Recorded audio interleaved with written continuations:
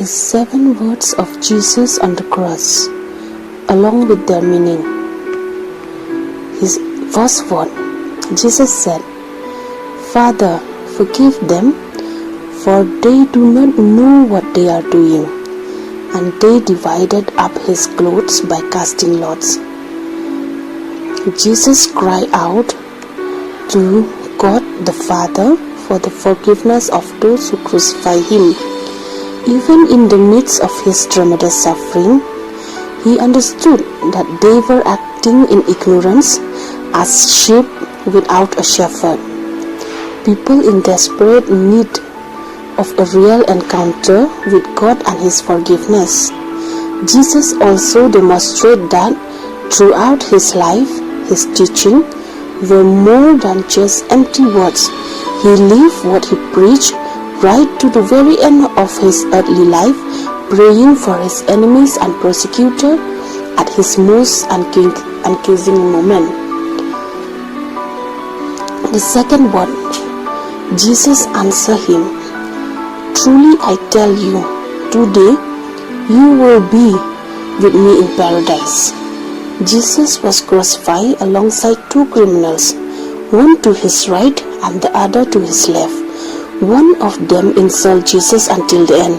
However, at a certain point, the other rebuked the first one and asked him if he had no fear of God. It seemed that this second criminal realized there was something different about Jesus and was sure of his innocence. The second criminal made a request to Jesus, "Jesus, remember me when you come into your kingdom." By making this request, he acknowledged Jesus' lordship and expressed his faith in him. Jesus answered that they will be together in paradise that very day. In other words, he assured him of forgiveness and eternal life, something Jesus could do because he is God. And it is thanks to Jesus' sacrifice on the cross that we too receive salvation and external life. Third word, when Jesus saw his mother there and the disciple whom he loved standing nearby, he said to her, "Woman, here is your son," and to the disciple, "Here is your mother." From that time, this disciple took her into his home. Jesus made sure that his mother Mary would be cared for even after he was physically gone. He entrusted John with her care. John was one of Jesus' closest disciples and was present at the moment of the crucifixion. With this gesture, Jesus demonstrated his love for his mother and his trust that John would take good care of her. The fourth words. About 3 in the afternoon, Jesus cried out in a loud voice, my God, why have you forsaken me?"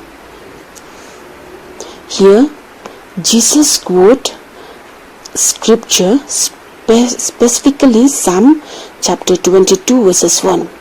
Typically, Jesus referred to God as his Father, but in this moment of anguish, he cried out, my God, why have you forsaken me?" He used the scripture to express what he was feeling. That psalm, along with Isaiah chapter 53, prophesied the moment when Jesus would take upon himself the sin of the world, experience separation from the Father as a consequence of sin. Jesus took our place on the cross. He carried our sin and received the punishment we deserve. During this temporary separation from the Father, something difficult for our human mind to understand, Jesus exclaimed this word, a clear expression of his anguish. The fifth words. Later, knowing that everything has now been finished, and so that scripture would be fulfilled, Jesus said, "I am thirsty." According to Mark chapter 15 verses 23, just before the crucifixion, Jesus was offered wine mixed with myrrh. a mixture used to dull the senses of those being punished and alleviate some of their pain. Jesus refused to drink that substance, and by this time he had already been hanging on the cross for several hours. Jesus has lost significant body fluid due to the scourging, the torture, and the crucifixion. After several hours of exposure to the sun, it was natural for him to feel thirsty. This statement about his physical thirst preceded the next phrase spoken by Jesus from the cross. Later, knowing that everything had now been finished so that the scripture would be fulfilled, Jesus said, "I am thirsty." A jar of wine vinegar was there, so they took a spoon in it, put the spoon on the stalk of the hyssop plant, and left it to Jesus' lips. When he had received the drink, Jesus said, "It is finished." With that he bowed his head and gave up his spirit. With the phrase "it is finished" or "it is accomplished," according to the New International Version, Jesus declared to all that the work he had come to do on earth was complete. It was in a sense a triumphant cry. His sacrifice on the cross gave us access to salvation and eternal life. Aside from all the powerful miracles he performed during his earthly life, Jesus had just performed the greatest miracle, the payment for our redemption. 7 words. Jesus called out with a loud voice, "Father, into your hands I commit my spirit." When he had said this, he breathed his last.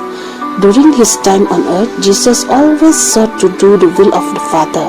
He, being God, voluntarily submitted to the will of God the Father out of love for us. Jesus came to fulfill a specific mission entrusted to him by the Father, and he fulfilled it to the end. He was now ready to return to the Father. With this phrase, he entrusts his spirit and exhaled his last breath. "Father, into your hands I commit my spirit."